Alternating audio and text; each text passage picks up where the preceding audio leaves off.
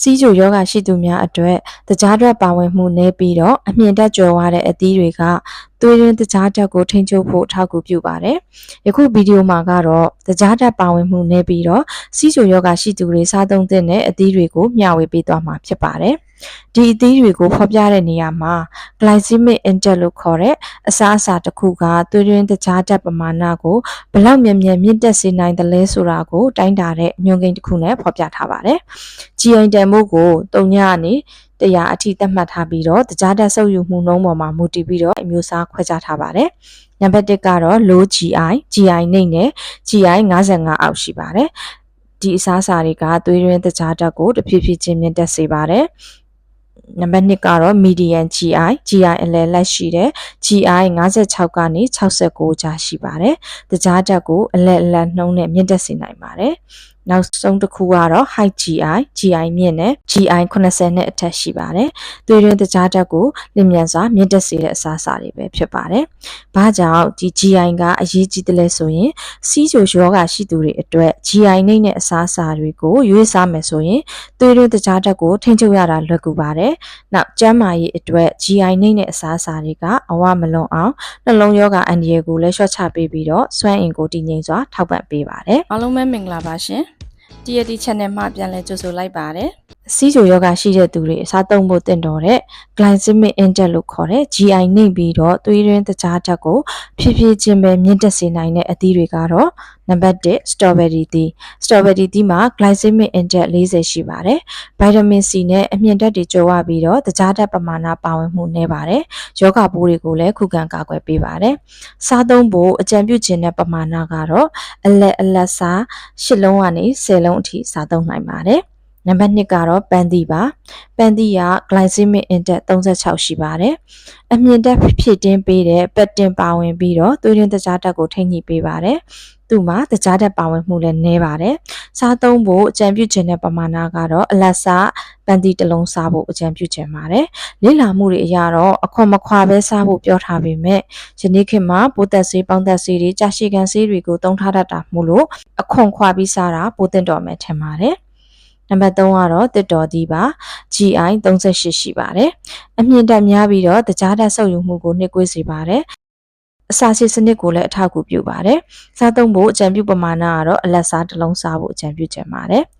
နံပါတ်4ကတော့လိမ္မော်သီးပါလိမ္မော်သီးမှာ GI က43ရှိပါတယ်ဗိုက်တာမင် C နဲ့အမြင့်ဓာတ်တွေပါဝင်ပြီးတော့တကြားဓာတ်ပမာဏမနည်းတော့လဲ GI နည်းပါတယ်ယောဂပိုးတွေကိုလည်းခုခံကာကွယ်ပေးပါတယ်စားသုံးဖို့အကြံပြုခြင်းတဲ့ပမာဏကတော့အလက်စားတစ်လုံးပါဒီနေရာမှာပြားလိမ္မော်တွေမစားဖို့အကြံပြုခြင်းပါတယ်နံပါတ်5ကတော့မာလကာသီးပါ GI 30ကနေ40ကြားရှိပါတယ်အမြင့်ဓာတ်နဲ့ဗိုက်တာမင် C ကျွယ်ဝပြီးတော့တကြားဓာတ်ပါဝင်မှုနည်းပါတယ်သွေးရင်းတကြားဓာတ်ကိုထိန်းညှိလည်းပေးပါတယ်စားသုံးဖို့အကြံပြုခြင်းတဲ့ပမာဏကတော့အလက်စားတစ်လုံးသို့မဟုတ်နှလုံးပါမာလကာသီးလို့ပြောတဲ့အခါမှာမာလကာသီးအမဲ့ကတကြားဓာတ်ပါဝင်မှုများပြီးတော့သွေးရင်းတကြားဓာတ်ကိုထိန်းချုပ်ရခက်စေပါတယ်ဒါကြောင့်မာလကာသီးအမဲ့ကိုရှောင်ရပါမယ်နံပါတ်6ကတော့ဇီးသီးပါ GI 39ရှိပါတယ်။တကြားဓာတ်နည်းပြီးတော့ antioxidant လို့ခေါ်တဲ့ဓာတ်တိုးဆန့်ကျင်ပစ္စည်းတွေပါဝင်ပါတယ်။သူ့မှာပါတဲ့အမြင့်ဓာတ်ကသွေးရင်းတကြားဓာတ်ကိုထိန်းညှိပေးပါတယ်။စားသုံးဖို့အကြံပြုခြင်းတဲ့ပမာဏကတော့အလက်စားအရွယ်နှလုံးစားသုံးဖို့အကြံပြုခြင်းပါတယ်။နံပါတ်9ကတော့ငကမောက်သီးပါ GI 48ကနေ52ကြားရှိပါတယ်အမြင့်ဓာတ်တွေပါဝင်ပြီးတော့တကြားဓာတ်ဆုပ်ယူမှုကိုနှိကွေးစေကသွေးရင်းတကြားဓာတ်တွေကိုထိန်းညှိပေးပါတယ်အကြံပြုပမာဏကတော့အလက်စားတစ်လုံးပါအလွန်ကျွံစားရင်တော့တကြားဓာတ်ပမာဏများလာနိုင်ပါတယ်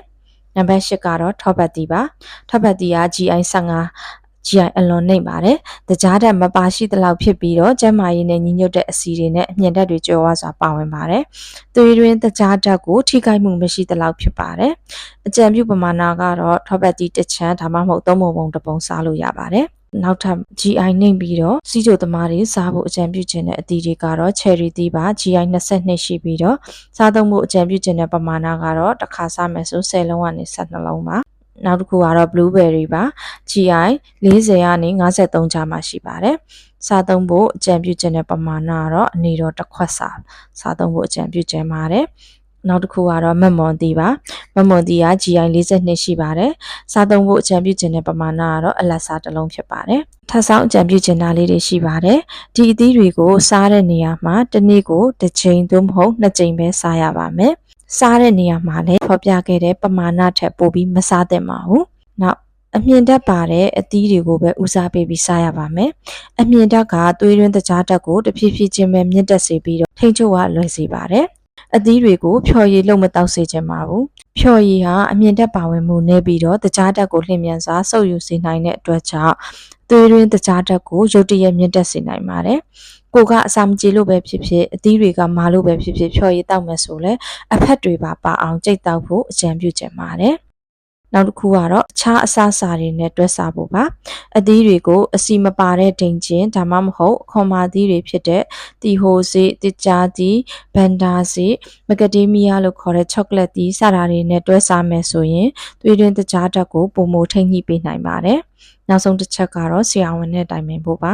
ကိုယ့်ရဲ့စီးကျူယောဂအခြေအနေပေါ်မှာမူတည်ပြီးတော့အာဟာရဆရာဝန်ဒါမှမဟုတ်အထွေထွေယောဂကုဆရာဝန်ထမ်းနေပြီးတင့်လျော်တဲ့အစားအသောက်ကြံဉာဏ်တွေရယူသင့်ပါတယ်ယခုဖော်ပြခဲ့တဲ့အသီးတွေကစီးကျူယောဂရှိသူတွေအတွက်တင့်လျော်ပေမဲ့တဦးချင်းအခြေအနေပေါ်မှာမူတည်ပြီးတော့ကွဲပြားနိုင်ပါတယ်